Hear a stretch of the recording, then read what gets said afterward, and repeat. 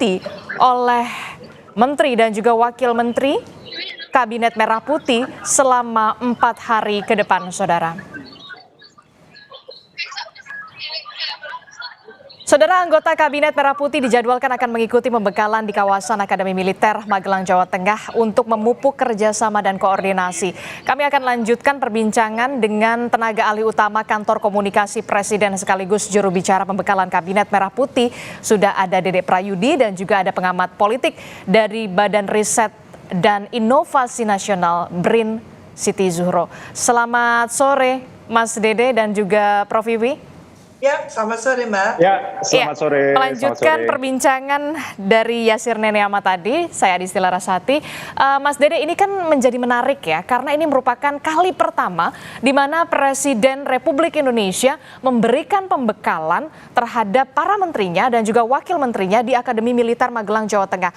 Kami ingin mengkonfirmasi kembali apa sebenarnya perbedaan antara pembekalan yang terjadi di Hambalang dan juga pembekalan yang saat ini tengah dilakukan atau dijalani oleh para menteri dan juga wakil menteri Kabinet Merah Putih. Ya, terima kasih. Jadi perbedaan itu sudah ada sejak level tujuan. Jadi kalau yang terjadi di Hambalang tujuannya itu adalah capacity building atau meningkatkan kapasitas atau garis miring untuk menambah wawasan. Wawasan yang saya maksud di sini adalah pertama adalah wawasan tentang pembangunan ekonomi ya, terutama di tengah-tengah situasi global yang sedang tidak favorable atau tidak menguntungkan kita lah, kurang lebih seperti itu. Lalu yang kedua adalah pembekalan terkait dengan geopolitik yang juga ya hari ini kita sedang menghadapi situasi geopolitik yang serba tidak menentu gitu. Jadi meletusnya konflik bisa terjadi kapan saja gitu. Dan yang ketiga adalah terkait dengan artificial intelligence dan penggunaannya untuk sebesar-besarnya meningkatkan transparansi di dalam proses terjadinya pemerintahan ke depan untuk mengurangi ya atau mencegah tindak pidana korupsi atau perilaku korup. Nah, itu yang terjadi di Hambalang ya.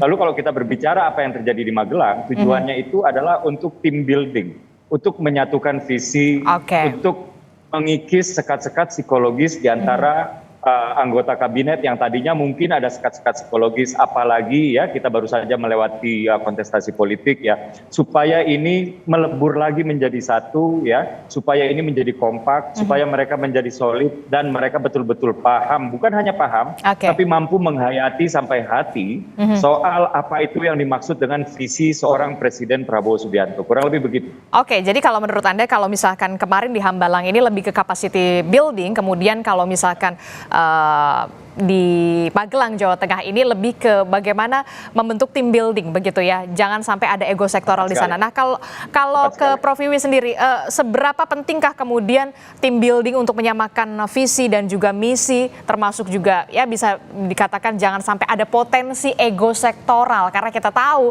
ada 48 menteri, ada juga badan yang dibentuk lagi, kemudian ada badan khusus untuk utusan khusus. Seberapa pentingkah kemudian ini bisa meminimalisir potensi adanya ego sektoral? Ya, sangat amat penting sekali. Karena sebetulnya yang diperlukan memang collaborative governance melalui digitalisasi governance, kan gitu ya. Mengapa AI menjadi sangat penting untuk diterapkan juga? Jadi satu sisi ini kan teamwork, maka tidak boleh muncul ego sektoral. Yang diperlukan adalah kerjasama. Bagaimana saling mengisi, maka ini menjadi satu pekerjaan yang collaborative governance, integrated, kan gitu, sehingga tidak jalan masing-masing gitu. Kalau jalan masing-masing, ini nanti pemerintah nasionalnya seperti itu, lalu pemerintah provinsi, kabupaten, kotanya masing-masing juga. Ini jadi payah nanti. Nah, oleh karena itu mengapa diperlukan satu katakan teamwork yang solid tadi itu ditopang oleh tentu gitu ya. Kita kan sudah era digital sekarang. Maka melalui digitalisasi governance tadi itu birokrasi kita itu terukur. Terukur dan terformat pasti. Kenapa?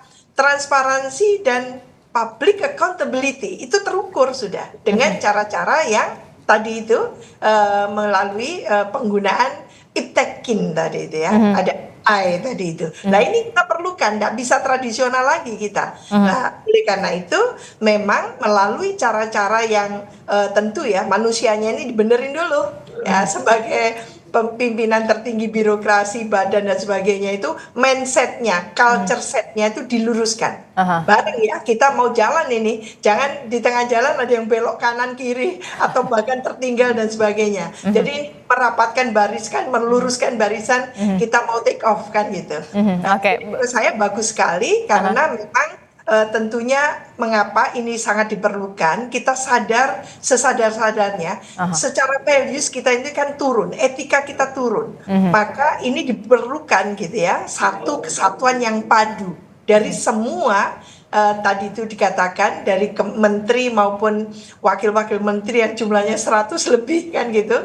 Ini kabinet 100 menteri ini luar biasa ini. Jadi kalau tidak dikelola dengan piawai, maka ini sumbang banget nanti akhirnya kan gitu. Sebelum terjadi sumbang yang seperti ini, maka inilah yang akan dibekali dan mulai dipastikan gitu ya. Siapapun mau take off silakan. Kalau tidak mampu take off mundur kan gitu.